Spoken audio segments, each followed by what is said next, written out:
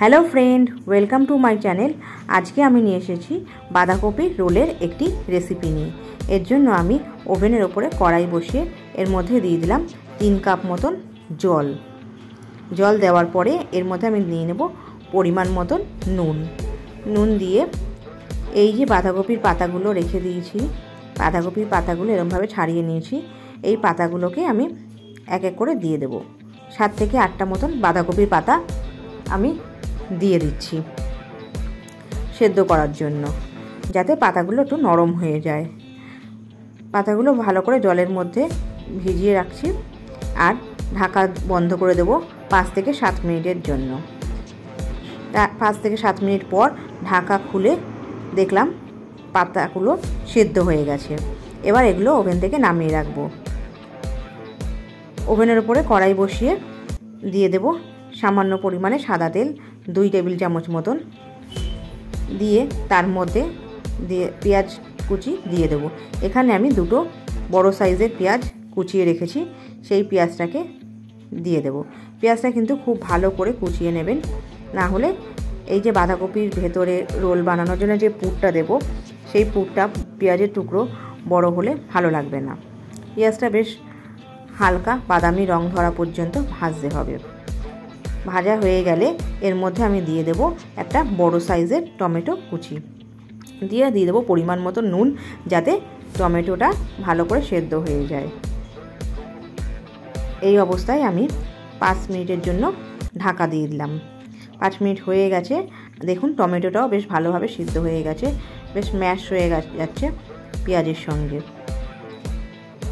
গ্যাসের ফ্লেমটা লোতে রেখে আমি এর মধ্যে দিয়ে দেবো 1 চামচ মতন জিরে গুঁড়ো, 1 চামচ মতন হলুদ গুঁড়ো, 1 চামচ মতন ধনে গুঁড়ো, 1 চামচ মতন লঙ্কার গুঁড়ো আর সামান্য 1/2 চামচ মতন গরম মশলার গুঁড়ো দিয়ে ভালো করে মিশিয়ে নিতে হবে। আর দিয়ে দিলাম 2টো কাঁচা লঙ্কা কুচি আর সামান্য ধনেপাতা কুচি দিয়ে ভালো করে মশলার সঙ্গে মিশিয়ে নেব, যাতে এই মশলাটা থেকে কাঁচা গন্ধ একটুও না বেরোয়। কেননা এই বাঁধাকপির পুরটার মধ্যে আমাকে এই মশলাটা দিতে হবে। এখানে আমি 100 গ্রাম মতন মাছ সেদ্ধ করে রেখেছি, কাটা ছাড়া মাছ, সেই মাছটাকে এর মধ্যে দিয়ে দেবো। এখানে আমি ভেটকি মাছ ব্যবহার করেছি, তবে আপনারা চাইলে কাটা ছাড়া যে কোনো মাছ, রুই মাছের পেটিকেও নিয়ে কাটাটা ফেলে দিয়ে ম্যাশ করে এর মধ্যে দিতে পারেন, বা আর মাছটাকেও দিতে পারেন। কাঁটাটা ফেলে সেদ্ধ করে ম্যাশ করে নেবেন, তাহলেই হয়ে যাবে। এই বাঁধাকপির পুরটা কিন্তু আমার রেডি হয়ে গেছে। এইবারে আমি একটা প্লেটের মধ্যে বাঁধাকপির পাতাগুলোকে রাখবো, এর মধ্যে সামান্য একটু করে পুর দেব, দিয়ে এইভাবে ফোল্ড করব। দেখে নিন, ঠিক এইভাবে ফোল্ড করব বাঁধাকপির রোলের জন্য। আরও একটা পাতা নিয়ে নিলাম, দিয়ে তার মধ্যে দিয়ে দেবো পুরটা দেওয়ার পরে দুপাশ থেকে পাতাটাকে এরকম ভাঁজ করে, তারপরে সামনের দিক থেকে ভাঁজ করে রোলের আকারে গড়ে নিতে হবে। এই বাঁধাকপির রোলটা খেতে খুবই সুস্বাদু আর খুব কম তেলে তৈরি একটি রেসিপি। যখন বাঁধাকপি আপনাদের খেতে খুব একঘেয়ে হয়ে যাবে, তখন এই বাঁধাকপির রোলটা অবশ্যই বানিয়ে দেখবেন। আর আমাকে কিন্তু অবশ্যই জানাবেন এই রোলটা আপনারা বাড়িতে বানালেন কি না, বা কেমন হলো খেতে। এক এক করে আমি এরকমভাবে সব কটা বাঁধাকপির মধ্যে পুর ভরে রোল বানিয়ে নিচ্ছি।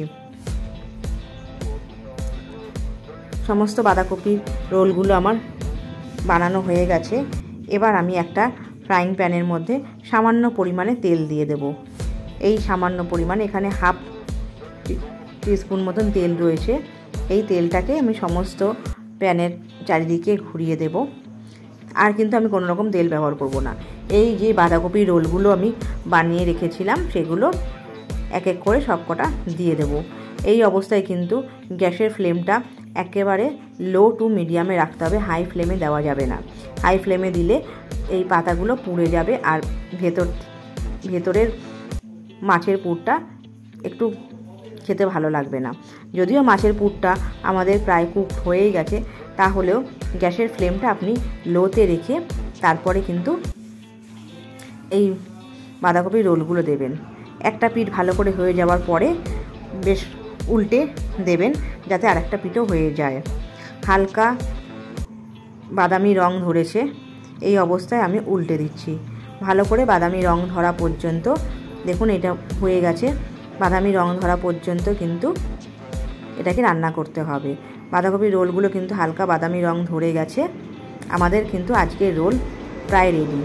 গরম ভাতের সঙ্গে পরিবেশন করুন বাঁধাকপির রোলের এই রেসিপিটি। আর আমাকে অবশ্যই কমেন্ট বক্সে জানাতে ভুলবেন না কেমন হলো।